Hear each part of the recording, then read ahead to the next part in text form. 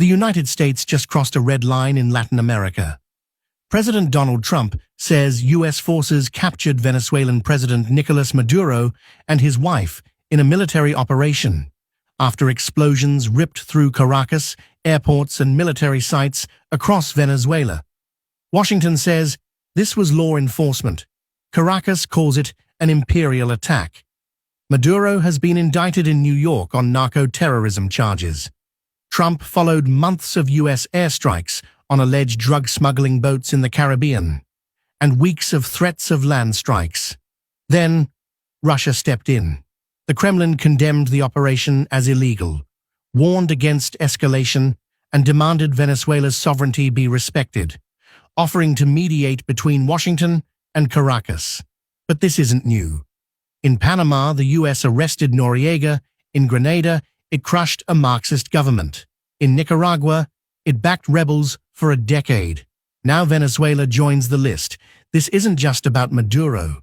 It's about who controls Latin America and whether the Monroe Doctrine is back, enforced by missiles instead of words. Why is the United States targeting Venezuela right now? In just months, President Donald Trump has turned pressure into force. U.S. warships are seizing Venezuelan oil tankers in international waters. American forces have struck boats across the Caribbean and Pacific.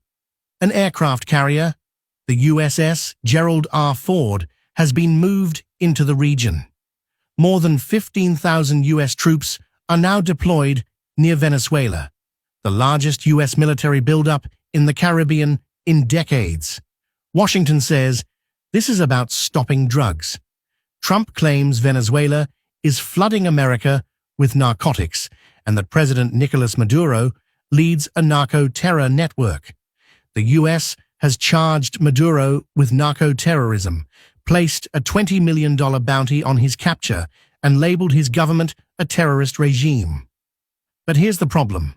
Venezuela is not a major source of fentanyl.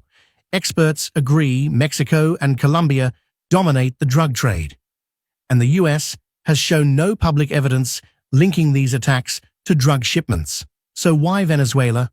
Oil. Venezuela holds the largest proven oil reserves on Earth, 303 billion barrels, more than Saudi Arabia.